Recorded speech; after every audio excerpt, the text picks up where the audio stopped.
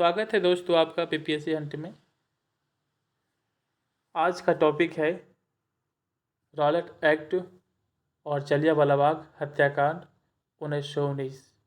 इस घटना से आप लोग बिल्कुल परिचित होंगे। आप इसके बारे में अध्ययन भी किए होंगे। आप तैयारी कर रहे हैं तो ज़रूर पता होगा इस घटना के बारे में। तो आज इसी घटना से संबंधित महत्वपूर्ण सवाल को हम देखेंगे। तो चलिए शुरुआत करते हैं। आज का पहला सवाल है आपका, भारत स्वतंत्रता संग्राम के दौरान रॉलेट एक्ट ने किस कारण से सार्वजनिक रोष उत्पन्न किया। देखिए, रॉलेट एक्ट कानून था जो क्रांतिकारी गतिविधियों को कुचलने के लिए लाया गया था और इसके तहत बिना वकील, बिना दलील, बिना अपील किए लोगों को गिरफ्तार किया जा रहा था। इसके कारण जनता में रोष उत्पन्न हुआ और घटना घट गई। देखिए क्या होता है यहाँ पे, इसने लोगों को बिना मुकदमा, बिना चलाए जेल भेजने के लिए अधिकृत किया गया था।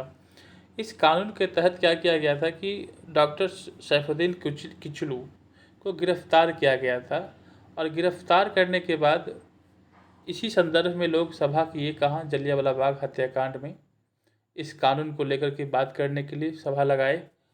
तो ये खबर पता चलता है अंग्रेज को, और अंग्रेज कौन सा अंग्रेज आया था हम देखेंगे उसको। वो आकर के गोली चलवा देता है। तो इसमें हज़ारों लोग मारे गए। सरकारी आंकड़ों के अनुसार कम बताया गया है और कांग्रेस के आंकड़े के अनुसार 1000 लोग बताया गया है। तो देखेंगे क्या कैसी घटना थी। तो सवाल को हम जल्दी से ख़त्म करते हैं, हम ज़्यादा वीडियो को लंबा नहीं करेंगे। जब हम इतिहास को पढ़ेंगे बहुत डिटेल तरीके से हम पढ़ने वाले हैं इतिहास को। चलिए देखते हैं। कह रहा है कि भारत में बढ़ रही क्रांतिकारी गतिविधि को कुचलने के लिए सरकार ने वर्ष 1917 में न्यायाधीश सिडनी रॉलेट की अध्यक्षता में क्या किया था, एक समिति गठित की जिसका उद्देश्य था आतंकवाद को कुचलने के लिए एक प्रभावी योजना का निर्माण करना। इसके सुझाव पर मार्च 1919 में पारित विधेयक रॉलेट एक्ट के नाम से जाना गया। रॉलेट अधिनियम के द्वारा अंग्रेजी सरकार जिसको चाहे तब चाहे बिना मुकदमा चलाए जेल में बंद रख सकती थी। ये तो फिर गलत बात है ना। तो किसी को भी ये तकलीफ दे सकती है ऐसी कानून। अगर अभी ही ऐसा कानून लागू कर दिया जाए तो क्या भारतीय जनता चुप बैठेगा? नहीं ना। तो सोचिए, तो बिना मुकदमा चलाए जेल में बंद रख सकती थी। इसीलिए इस कानून को बिना वकील, बिना दलील, बिना अपील से क्या कर कानून कहा गया है। अगले सवाल के रूप में हम देखेंगे, रॉलेट एक्ट लाने का क्या प्रयोजन था। तो क्या प्रयोजन था? ऑप्शन बी है राष्ट्रीय एवं क्रांतिकारी गतिविधियों पर रोक लगाना। ठीक है। रॉलेट एक्ट भारत में लागू किया गया था सन 1919 में लागू किया गया था। सन 1919 में लागू किया गया था। रॉलेट एक्ट का लक्ष्य था, क्या लक्ष्य था रॉलेट एक्ट का, क्या लक्ष्य था? इसका लक्ष्य था बिना मुकदमा चलाए बंदी बनाना और मुकदमा की सुनवाई संक्षिप्त प्रक्रिया द्वारा किया जाता था। आगे देखते हैं। रॉलेट सत्याग्रह के संदर्भ में निम्नलिखित में से कौन सा कथन क्या है, कथन सही है? यहाँ पे सही पूछ रहा है, तो देखते हैं कथन कौन सा सही है। हम बात करते हैं, रॉलेट एक्ट सेडिशियन कमेटी के सिफारिश पर आधारित था। सेडिशियन। दूसरा क्या है आपका, रॉलेट सत्याग्रह में गांधी जी ने होम रूल लीग का उपयोग करने का प्रयास किया। क्या है यहाँ पे, रॉलेट सत्याग्रह में गांधी जी ने होम रूल लीग का उपयोग करने का प्रयास किया था। साइमन कमीशन के आगमन के विरुद्ध हुए प्रदर्शन तो रॉलेट सत्याग्रह के साथ साथ हुए। तो आप समझ रहे हैं कि कौन सा क्वेश्चन स्टेटमेंट गलत है। 1 और 2 सही है आपका, ऑप्शन नंबर बी सही है। और जो साइमन कमीशन के आगमन के विरुद्ध प्रदर्शन रॉलेट सत्याग्रह के साथ साथ हुए थे। साइमन कमीशन कब आया था आपका? 1928 में, 3 फरवरी 1928 को आया था साइमन कमीशन। ये बात कब हो रहा है? 1919 का। तो आप अनुमान लगा सकते हैं कौन सा कथन इसमें आपका गलत है। चलिए आगे बढ़ते हैं।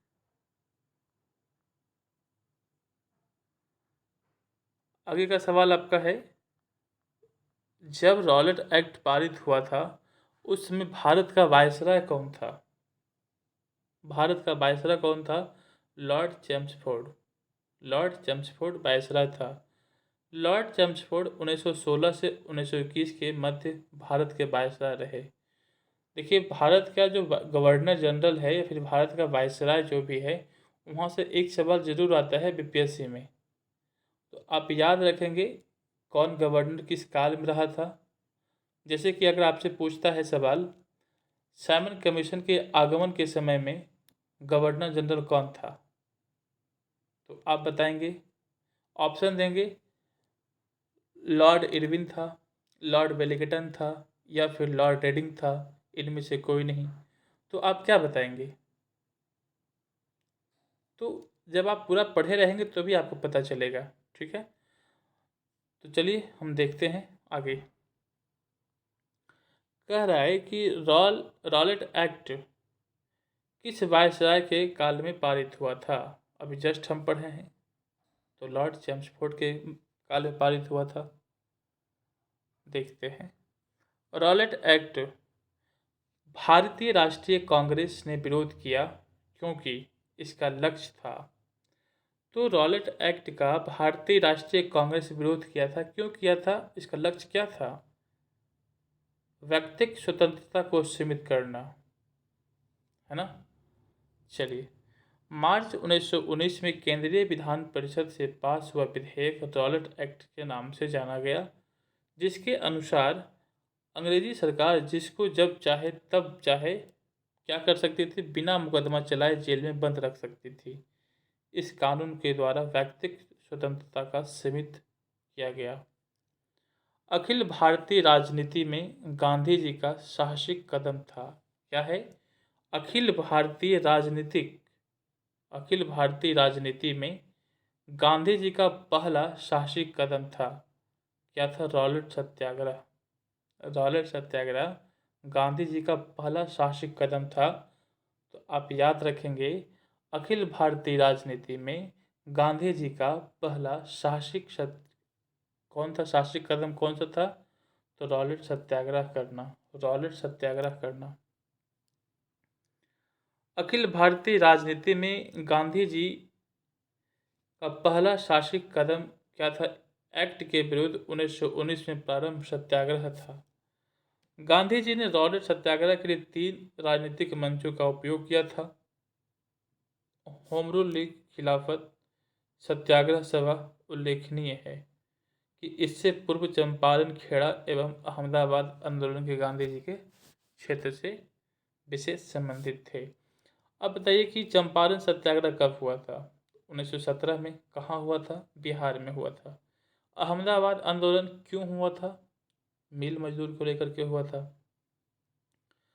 एक है खेड़ा सत्याग्रह। खेड़ा सत्याग्रह क्यों हुआ था? वहाँ पे क्या हुआ था, खेड़ा के किसानों को दर बढ़ा दिया गया था, लगान बढ़ा दिया गया था। वहाँ मतलब कि अकाल पड़ा भी था, फिर भी वहाँ किसानों के द्वारा क्या किया गया था? दर का जो कर का जो दर था अत्यधिक था, उसके चलते वहाँ पे सत्याग्रह हुआ था।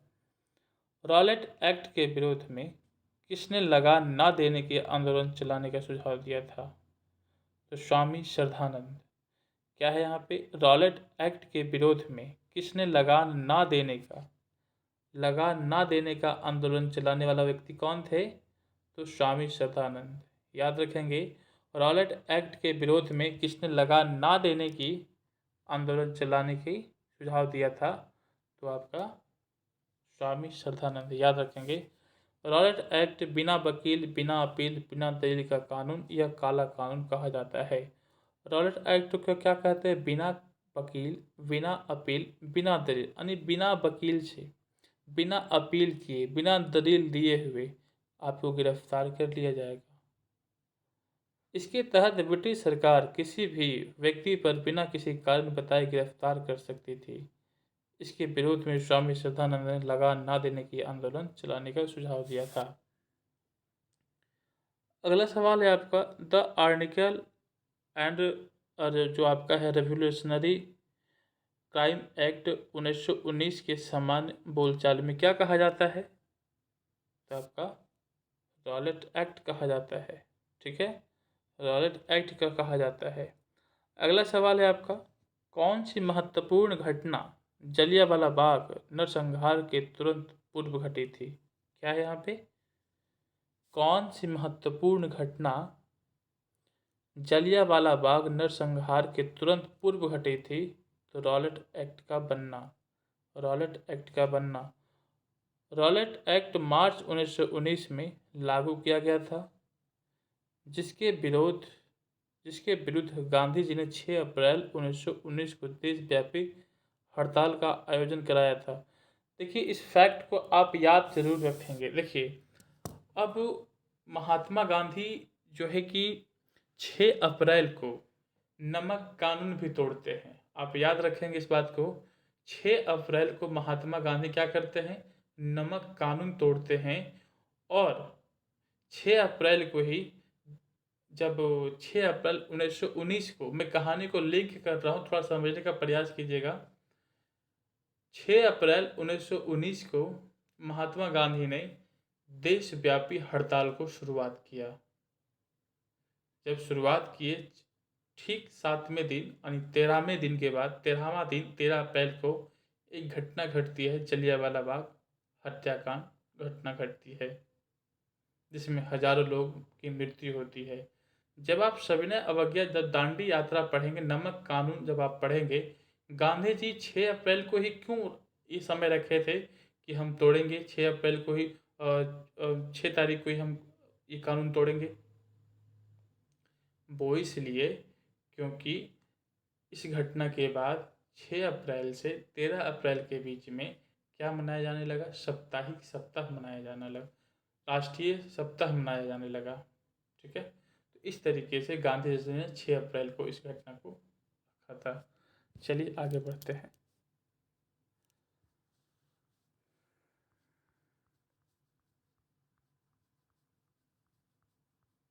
अगला सवाल है, जलियांवाला बाग हत्याकांड हुआ तो कब हुआ था? 13 अप्रैल 1919 को। अभी जस्ट मैंने बताया। 6 अप्रैल को विश्वव्यापी हड़ताल रखा और 13 तारीख की घटना घट गई। जलियांवाला बाग नरसंहार किस गांधीवाद के सत्याग्रह के संबंध में हुआ था? तो रॉलेट सत्याग्रह। क्या है? जलियांवाला बाग नरसंहार किस गांधीवादी सत्याग्रह के संबंध में हुआ था? तो आपका रॉलेट सत्याग्रह के संदर्भ में हुआ था। बीपीएससी का सवाल है ये, कंटिन्यू बीपीएससी का सवाल इसमें आएगा। वर्ष 1919 भारतीय इतिहास से संबंधित है, तो किससे संबंधित है? जलियांवाला बाग से संबंधित है। अगला सवाल है, जलियांवाला बाग कत्लेआम किस शहर में हुआ था? तो अमृतसर में हुआ था। जनरल डायर का नाम किस घटना से जुड़ा हुआ है? तो जलियांवाला बाग हत्याकांड से जुड़ा हुआ है। काफ़ी संख्या में लोग अमृतसर के जलियांवाला बाग में 13 अप्रैल 1919 को एकत्रित हुए थे गिरफ्तारी के विरोध में। सवाल मैंने आपको ये पहले ही बता दिया था। तो किसके विरोध में मौजूद हुए थे? डॉक्टर सैफुद्दीन किचलू के विरोध, ये आपके गिरफ्तारी पे हुए थे। देखिए यहाँ पे दिया भी है, डॉक्टर सैफुद्दीन किचलू और सतपाल। याद रखेंगे। पंजाब के 2 लोकप्रिय नेताओं, कौन? तो डॉक्टर सैफुद्दीन किचलू और डॉक्टर सत्यपाल की गिरफ्तारी और ब्रिटिश दमन का विरोध करने के लिए 13 अप्रैल 1919 बैसाखी के दिन अमृतसर के जलियांवाला बाग में एक सार्वजनिक सभा बुलाई गई, जहां जनरल रेगिनेल्ड, देख लेता हूँ यहाँ पे क्या है, कलम चल गई है यहाँ पे थोड़ा सा। हाँ, जनरल रेगी जो है आपका रेगिनेल्ड जो था, एडवर्ड हैरी डायर ने हत्या शांतिपूर्ण भीड़ पर गोली चलवाकर लगभग 1000 लोगों की हत्या कराई। जबकि सरकारी रिपोर्ट के अनुसार, देखिए यहाँ पे क्या है, हत्या करवाई। जबकि सरकारी रिपोर्ट के अनुसार 379 लोग मारे गए।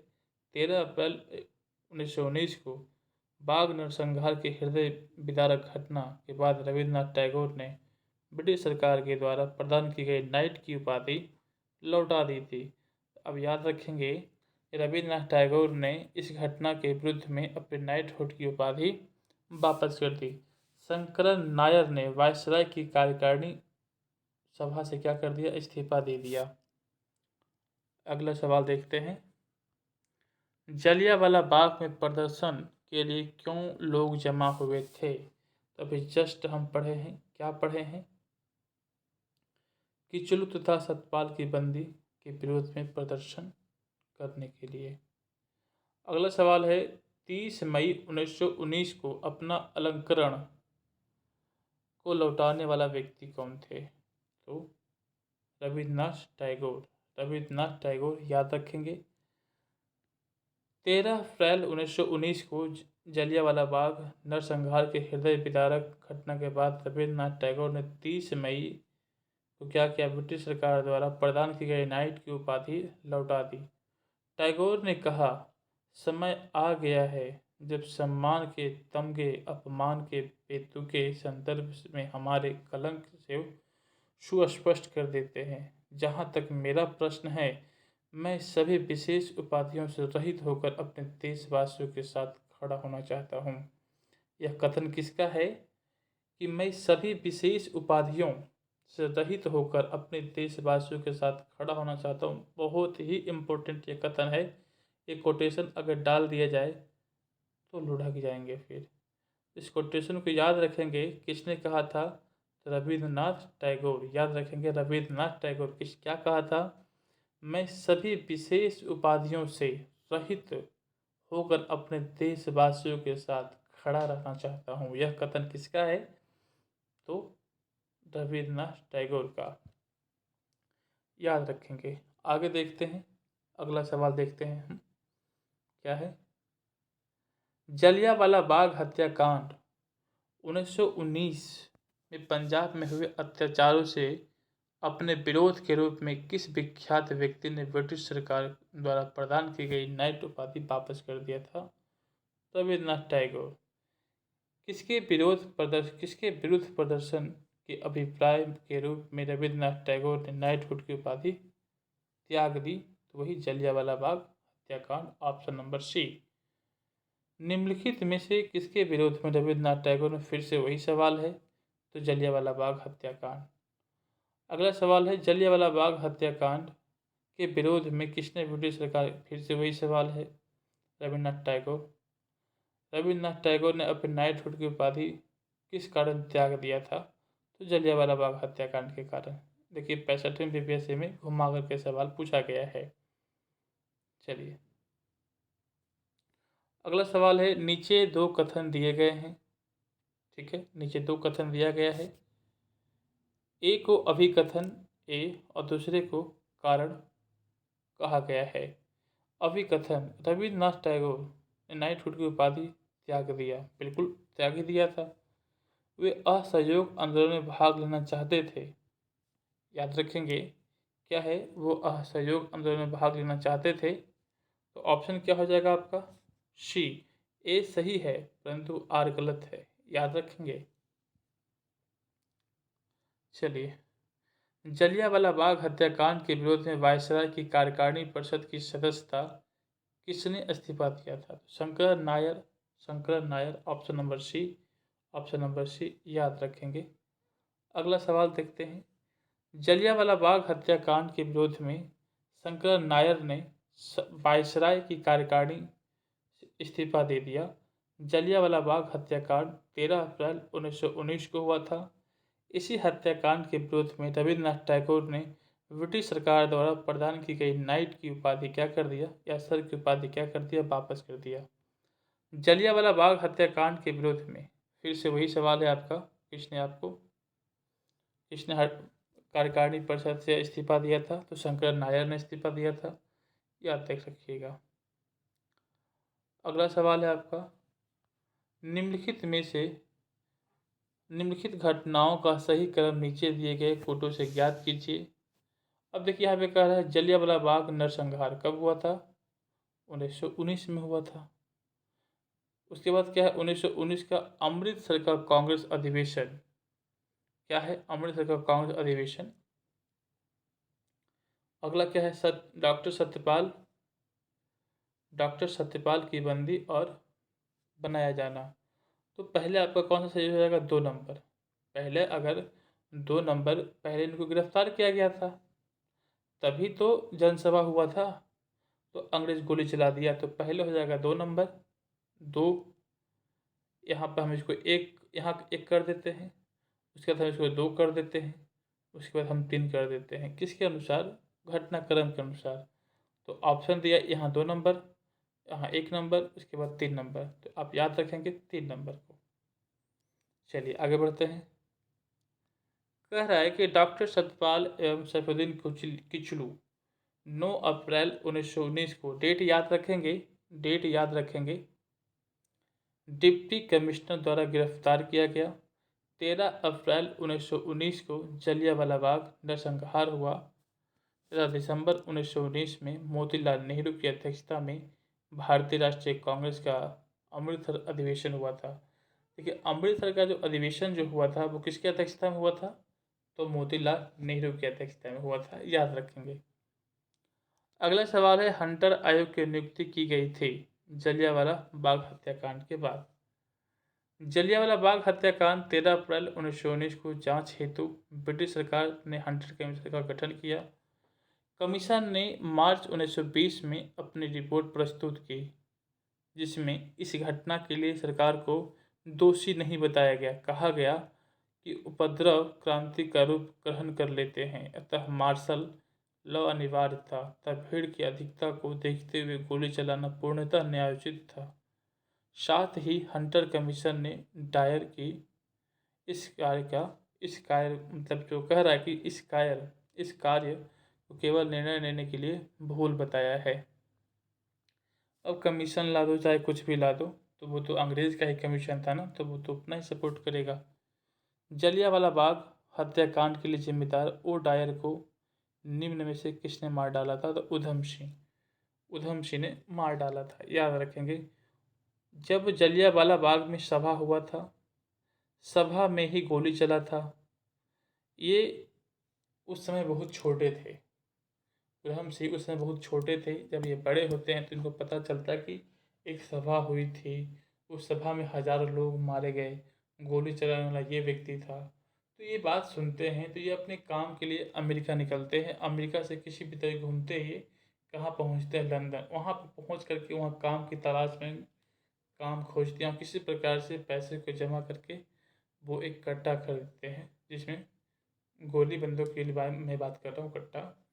और ठीक उसी प्रकार से जनसभा हो रही थी, जा कर के उधम सिंह ने उसी सभा में मतलब गोली मार दी। इनका प्रण था, जिस तरीके से जलियांवाला बाग में सभा होकर के सभी सभा लगाए हुए थे, ठीक उसी प्रकार से इसे भी हम मारेंगे। किसे मारेंगे? जो गोली चलवाया था, उसका नाम क्या था? ओ डायर को, याद रखेंगे। अगला सवाल हम देखेंगे, यहाँ पे देखिए क्या है। मार्च 1930 में पंजाब के क्रांतिकारी नेता उधम सिंह ने जलियांवाला बाग के नरसंहार का बदला लेने के लिए हत्याकांड के समय पंजाब के lieutenant governor sir Michael O'Dwyer की लंदन में हत्या कर दी, जिसके लिए उन्हें गिरफ्तार कर मृत्युदंड दिया गया।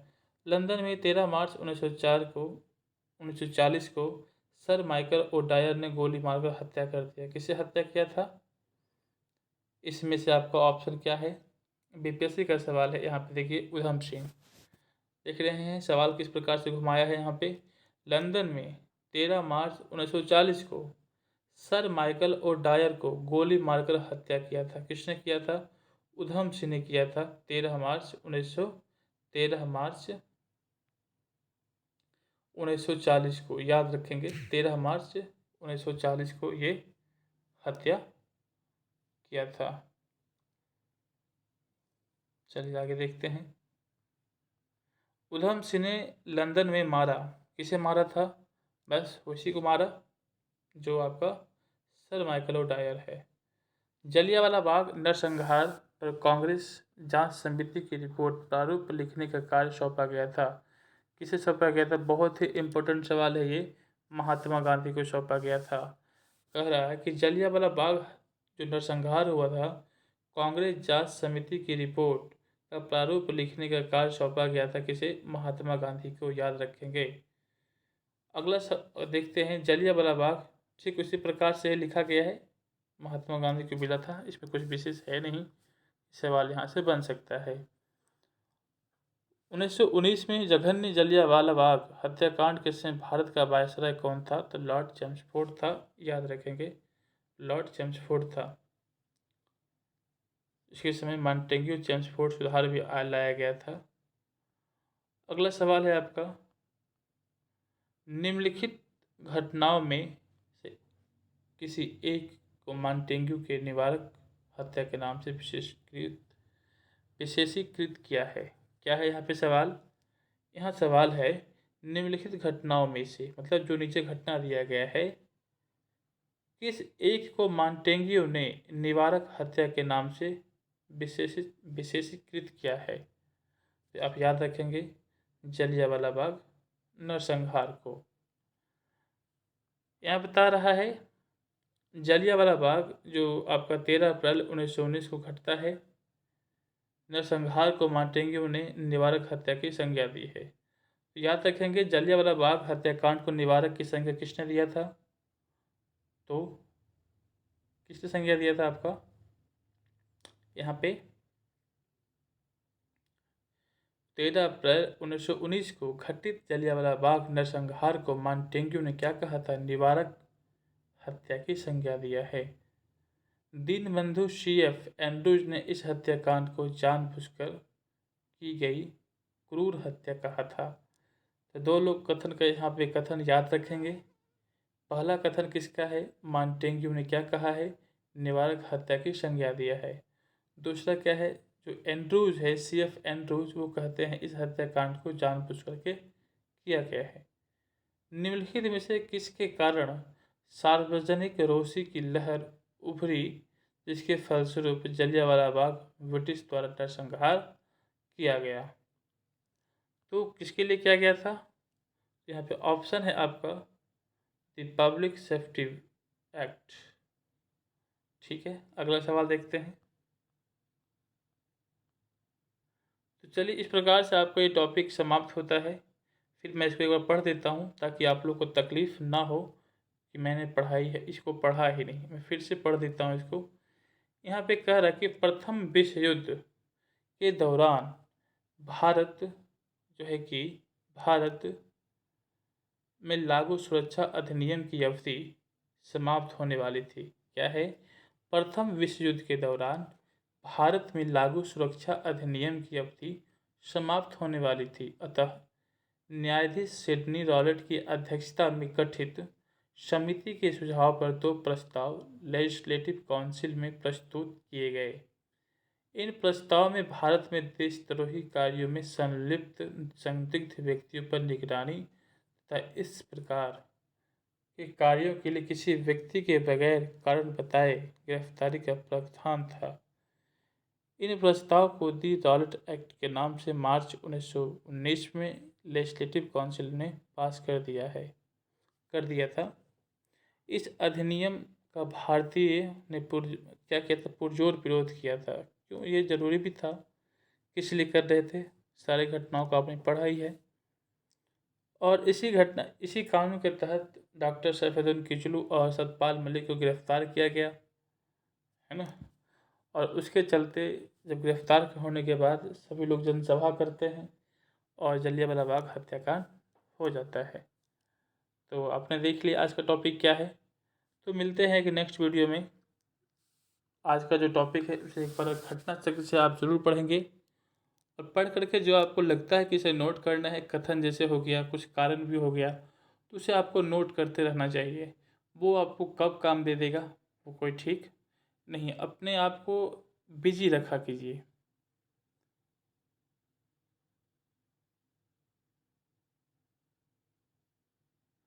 तो ठीक है, मिलते हैं नेक्स्ट वीडियो में। Thank you.